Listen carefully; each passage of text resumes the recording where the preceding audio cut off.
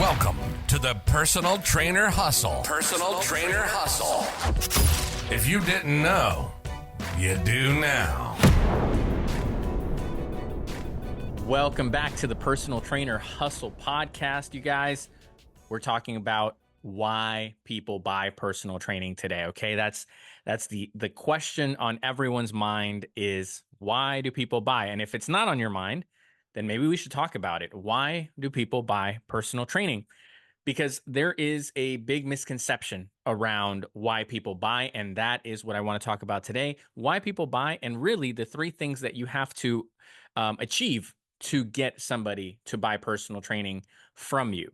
So this is the big misconception that I see, and something that I just really want you to take away from today's episode, something to think about. Most of us, when we sell personal training, we are selling a series of exercises. And when you sell exercise, what happens is people don't see the value of what it is that you are doing, especially when you have a one trial shot at getting them to purchase personal training, right? So when we first meet someone, we have, maybe a 30-minute to an hour window to get this person to purchase personal training. Now, we're going to talk today about what has to happen for them to do that. But this is the big misconception that we have, or the big, I guess, mistake that we're making as trainers and this is why we're not getting the result that we want, even though we're getting opportunities. So you may be getting opportunities.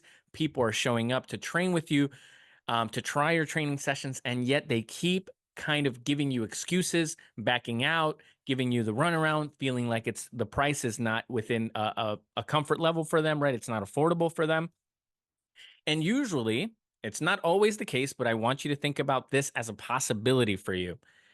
Usually, it's because you're trying to wow them with your exercises, right? You're trying to out exercise the next trainer. You're trying to out exercise the application, right? You're trying to out exercise the workout that they're doing at their local boot camp.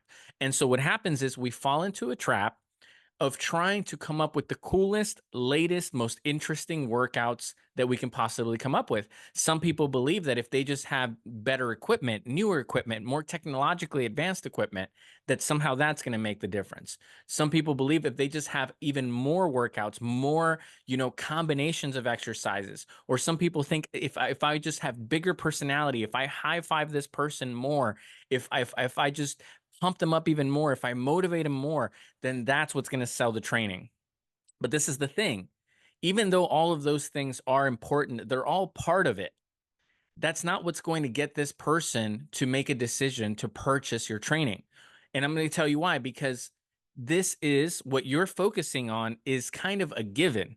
They know that they're going to work out. They know that they're going to push themselves to a certain point, and they know that you're probably going to be friendly and motivational, right? Also, sometimes they just don't know any better. So they don't know the difference between a great workout and a not so great workout. Some people don't know the difference between what a new piece of equipment does versus an older piece of equipment does, right? They're not sure. This is all new. So when you try to sell those things to them and use those tools, it may not land as to something that matters to them. And that's what we're talking about today. So let's talk about what actually has to happen and what matters to this person for you to be able to close this person and make a commitment. Now, the more you understand this, the more your training will actually get better. So not only does your sales process get better, but your actual training and your marketing and your salesmanship and your website and your content, everything gets better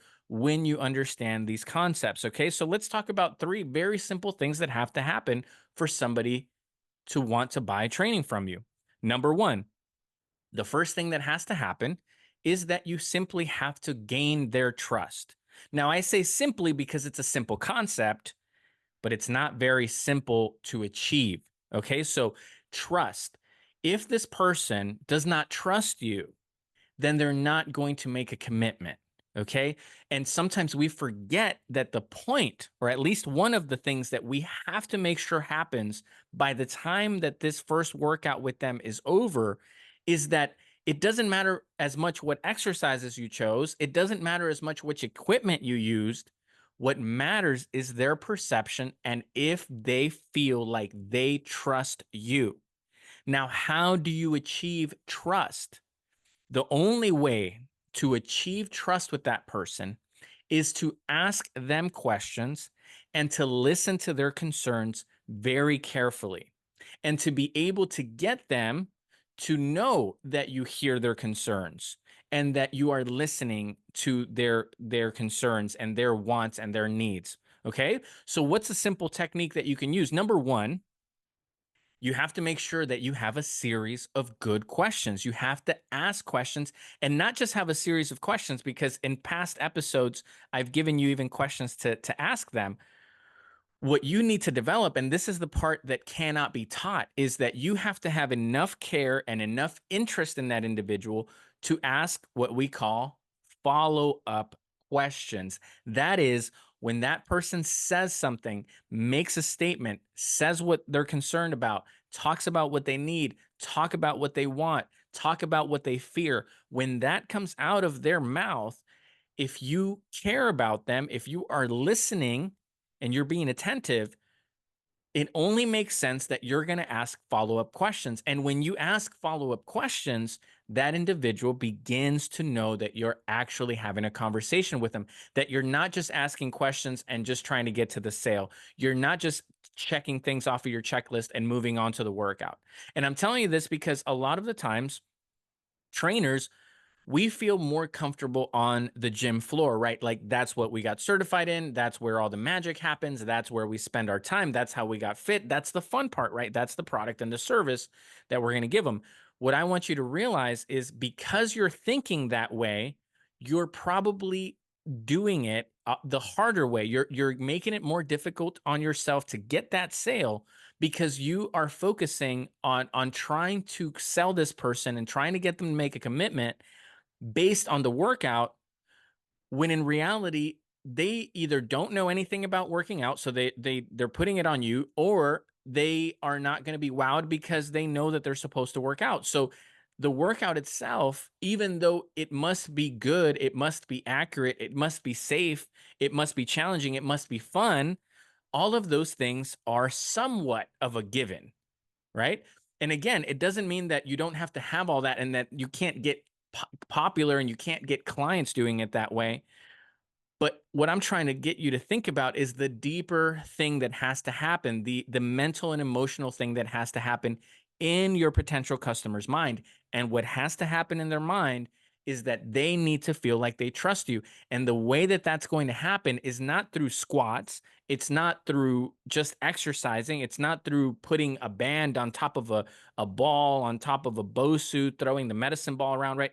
All of that, whatever, it's fine and good. But really, when somebody feels heard and understood, trust begins to develop, right? And so now when you go to the workout, this person is more likely to believe and understand that the workout that you put together is based on the information that you gathered. And that's how they begin to develop trust, right? The communication and the information and your interest in that information is what's going to now cause them to believe that the workout is actually tailor made to them, right? So think about it like this. If I just said, hey, what's your goal? I want to lose 20 pounds. And I just high fived them and said, let's get to it. That person does not feel heard. They might be like, well, you didn't ask me about my health history. You didn't ask me about my parents' heart conditions. You didn't ask me if I was hurt. You didn't ask me if I already have a trainer. You didn't ask me if I know about nutrition. And maybe I have a nutritionist.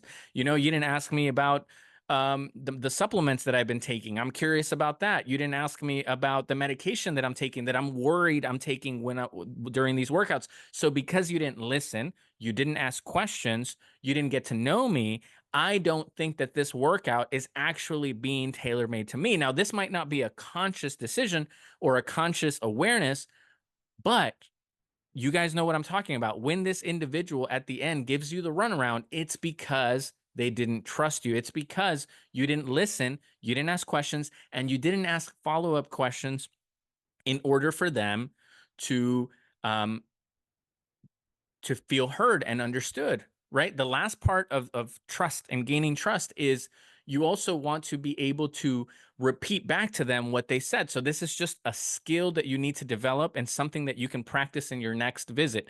When they say something and then you ask a deeper question and they explain a little further as to why that is, what you can do is simply state back to them what you have heard. So all you have to do is in the middle of that conversation is just say something along the lines of, so what you're saying is you've been trying to work out, you keep feeling like you lose motivation and it creates that inconsistency. Is that right? And then they say yes. And that yes is closing that gap in that sales, in that trust, in them believing in you by getting them to hear back and understand. So not only did you ask a question and they feel somewhat heard, but you asked a follow-up question, which lets them know, okay, he's really listening to me or she's really listening to me. And not only that, but you then confirmed that this is exactly what you were hearing in order to be on the same page. And when you do these three things, ask a good question, ask a great follow-up question or two or three, and then confirm what you've heard, right? Say back to them what you're hearing them say. This technique allows for them to be heard. And not only is it a technique that allows for them to believe that you hear them, but it actually, as a coach, it forces you to actually listen and it forces you to actually understand, right? So it's a win-win. You as a coach are going to better understand their needs and they as a potential customer are going to feel heard and understood. And this is going to start to create trust, right? This is why, and I say this all the time, but sometimes Sean, sometimes myself, when we have a new client come in or a potential client come in, sometimes we don't even get to the workout part and they have already made a commitment. Why is that? If they're so I want you guys to think about that, right? If this person came in because they need to work out with a trainer, why are they signing up with the trainer without ever doing the workout part? Because that's a given. They know that they're supposed to work out. The issue is the other things that we need to focus on.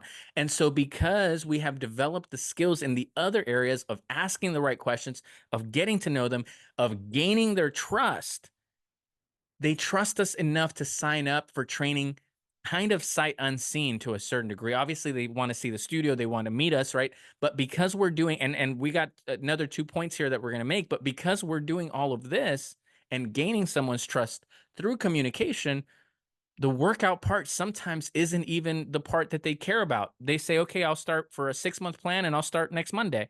And they make a commitment. They've never done a squat with us because we take the time to ask deeper questions, confirm what we're hearing, and then obviously give them the feedback and give them the information that is required, right? So we're not just asking, we're also kind of giving back. Okay, I think this is what we're going to need to do.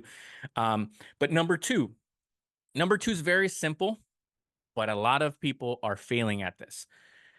Number two, that thing that you need to do in order to get that person to want to buy, because they could trust you, but they may not have this next thing. They might not like you.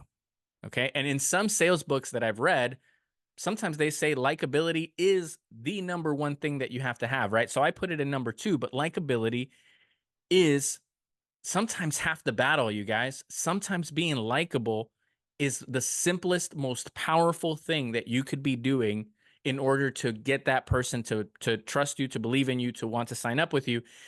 Because likability, you guys, you have to think like the customer thinks, right? Yes, you may have the solutions, and yes, you may know what you're doing.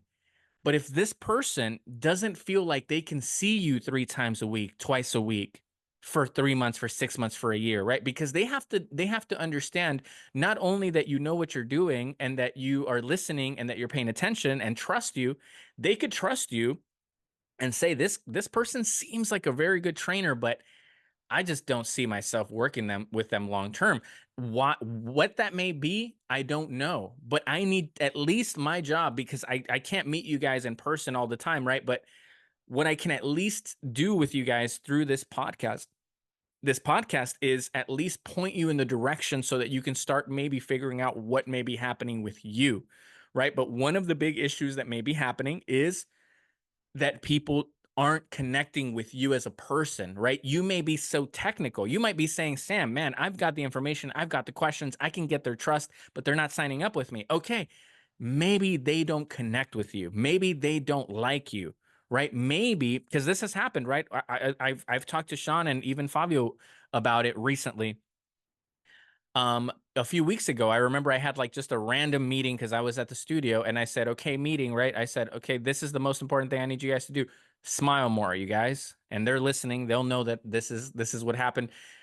I said, just smile more. I said, sometimes you guys, we get so focused on the technical aspect of training that we forget to have fun, to smile, to make that person feel happy and comfortable, and to make them feel like we're happy to see them, right? That we're excited to see them. So the technicality and the good questions and the trust isn't everything, though it's very important in their purchasing decision. They may know that you have the solution. They may know that you know what you're doing, but they still may not want to participate because there's something about what you're saying and doing and the way you're behaving that is not connecting with them as a person. Okay. Again, the book that I mentioned in the last podcast, I always mention, but a good book to read is always How to Win Friends and Influence People. Again, it comes up. Why? Listen, you guys, I'm not like, this is an old book. Okay. The only reason I quote it is because it's very important for people who are not aware of this, right? Not everybody has charisma. Not everybody has, a personality. Not everybody's able to communicate and connect with multiple personalities, right? Not everybody can sit here with you guys and just go, right? Like we all have different personalities. That's why it's good to read on this so that you can develop skills to be more likable, right? And I've done episodes about this in the past, but one of the easiest things that you can do is simply learn to smile more at people when you're talking to them, right? So for those of you guys that are watching on YouTube, right? You guys can see that I can smile at you as I'm doing the podcast, right? If I'm being aware, I can create a brightness and an excitement, and I can change my eyes and my body language to let the person across from me know like I'm interested in you, right? Now obviously when I'm talking I'm just here and I'm not smiling hard, but I'm not frowning, I'm not serious. I'm still excited. But you guys can see that a simple looking at that person with a big smile on your face shows that you are personable, that you are likable, right? I mean, there's studies about this with babies and with human beings and with relationships about just the power of smiling. So if you don't believe me, you can start Googling and just read studies, get books, on just how important it is to give another person a smile. So that's one thing. You also need to find commonalities, right? What do they want to talk about? Talk about the things they want to talk about versus the things you want to talk about. That's another little bit of advice I can give you in likability, right? Like most people are going to like you if they feel like you have some similarities. And even though we're all so different, a kind of a trick to this is to focus, to figure out and focus what they care about and make that important to you to whatever degree you can, or at least be curious about them and let them educate you on what they want. So maybe they are into trading cards and you know nothing about trading cards. You can, even if you can't talk about it, you can show interest in it. How long have you been doing it? What's the coolest card you've gotten? How do you know you have a good card, right? And these are just questions I would ask because I know nothing about collecting cards, right? So I would say, what is it about the cards that's so exciting? What is it about this sport versus basketball versus baseball, right? What do you think is going to happen in the future with cards? I can be curious about the person's cards, even though I know nothing and care nothing about this subject. But that makes them like me a little bit because most people are never heard, they're never listened to, right? So when you can provide a friendly, shoulder and a friendly ear, they're going to feel more connected with you. And that's separate from actually asking questions, asking deeper questions, talking about their goals, and focusing on what they need, right? That's one area. The other part is the interpersonal skills.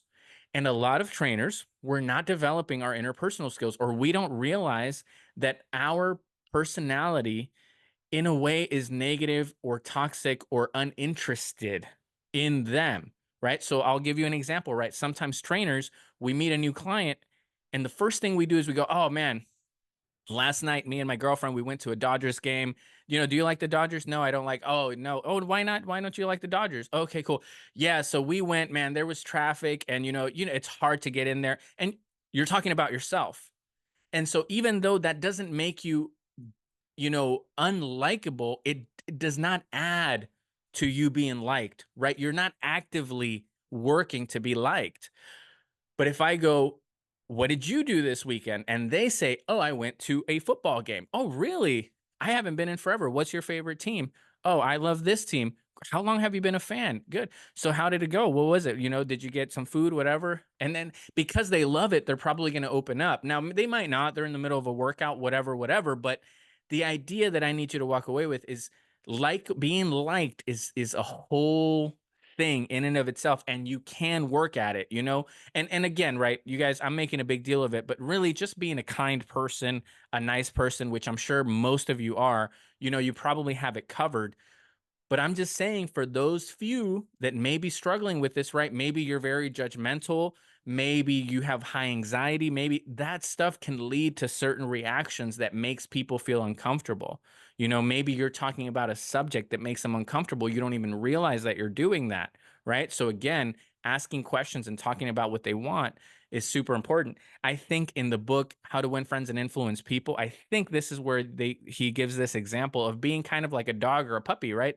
Like, very few people hate puppies, right? So I'm going to assume everybody listening to this, like, if you saw a puppy, it's just like the cutest thing, right? But what he says is, think about a dog, think about a puppy, right? It just gives you attention. And all it does is it's happy to see you. And that's enough for us to love dogs, right? They're not saying anything. They're not doing anything. They're not buying anything. All they're doing is being excited to see us, and that is enough to like fill our emotions. So in the book, he gives the example, like, be more like that, right? So I'm going to give you the last example of like likability. Make an effort to be excited when you see them, right? Something we try to do at my gym, something that I've always tried to do with my clients whenever I've had them. I make sure that I have a big smile and I'm excited when they walk through the door. I go, oh, hey, right? I'm excited. Right. So you could do that with your clients, and you can do that with people that you're meeting for the first time. Simply be excited to see people. Right. I can't tell you how many times I've seen people show up to their consultation or show up to their first training session with a trainer, and the trainer is texting, or the trainer's in the middle of a conversation with someone else. Right. So when that person comes up, the first thing they see is the trainer's back, or they see them happily engage with someone else, and then they turn around and they're like, oh, hi, it's good to meet you, I'm saying, and they change their demeanor instead of being the one person that I was waiting for, right? So if you want to increase your chances of somebody liking you and making a commitment to you, you literally can do it before you even talk about their fitness, before you even ask them questions, before you even take them through a workout. If you could simply be happy and excited and anticipating them showing up for that first meeting, if you can just do that, you've already let them know that they're in good hands, right? That you care about them. And ultimately, that is part of likability, and that's going to pay huge dividends in that person making a commitment to you, right? Just because they feel like you're their friend. So that's something that I need you to think about, right? Why do people buy? They buy because, number one, they trust you, and they buy, number two, because they like you, and number three, and this is really ultimately the summary of what you're trying to do, they need to believe that you have the solutions to their specific problems. Okay, that's it. That's ultimately what you're trying to do through this whole process. But I put it as number three just to make sure that we hit on it.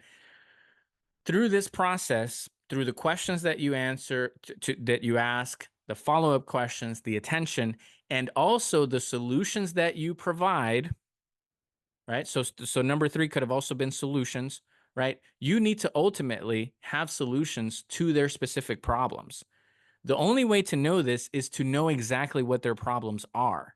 Okay. So that's why when you don't ask enough questions, you're taking people through a workout that may not be solving their issue. They may have a very specific issue. So the only way to solve for that is, again, to ask as many questions as you can about them, and to listen and pay attention and take notes and ask follow-up questions and confirm, just like we talked about trust. If you can gain their trust and you can get them to like you, and then you can provide solutions to their specific problems, and not just provide them in the gym, because this is what I want you guys to really take away, not just from today's episode, but from the podcast in general.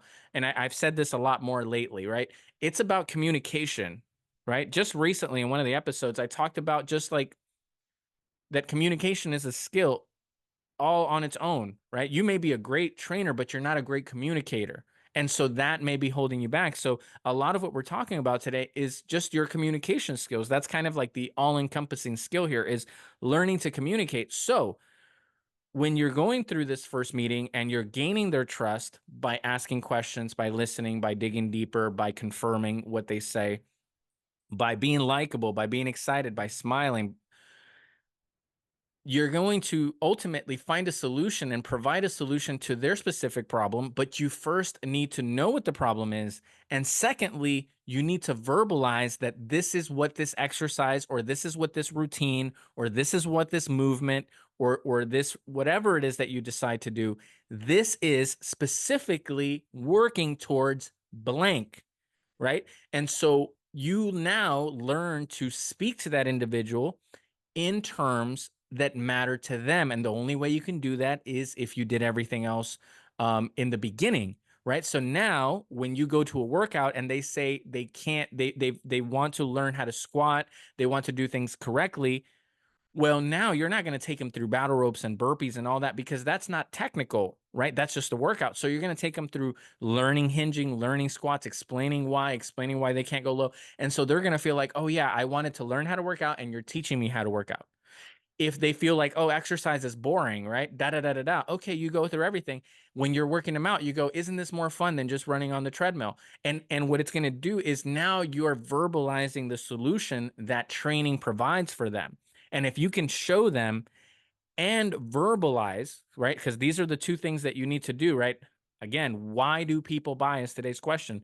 They buy because they believe that you have the solution. And the only way that they can believe that you have the solution is by showing them the solution, but also verbalizing the solution so that we don't leave it up to chance, right? When you're showing them and then also explaining to them how this solves their specific problem, well, now how could they not buy?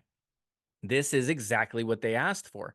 But again, going back to the beginning of today's episode, when you are trying to just do cool workouts, when you're just trying to have fun, when you're just trying to kick their ass, you're not solving the problem. You may solve it for a small percentage of people because it may just happen that they just needed a butt kicking exercise.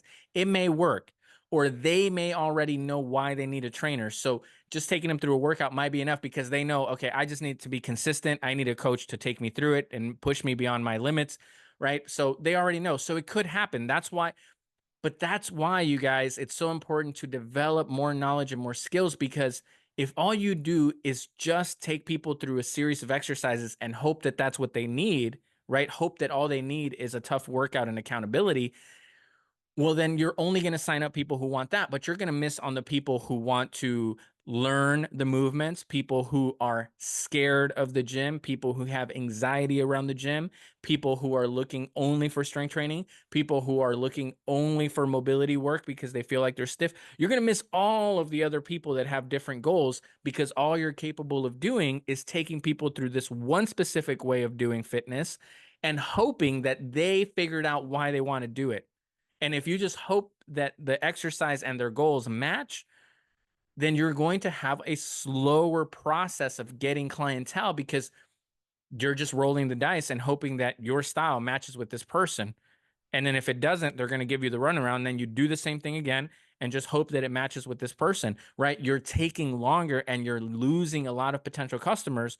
But if you ask questions, listen, were likable, found solutions, if you did the things that we talked about today, more of those people would see the benefit in your training and they would make a commitment to you, right? So, that's about as much as I can kind of put together in just a short podcast format like today. But that's pretty much it. People buy from people they trust, people they like, and people that provide solutions for them. It's that simple.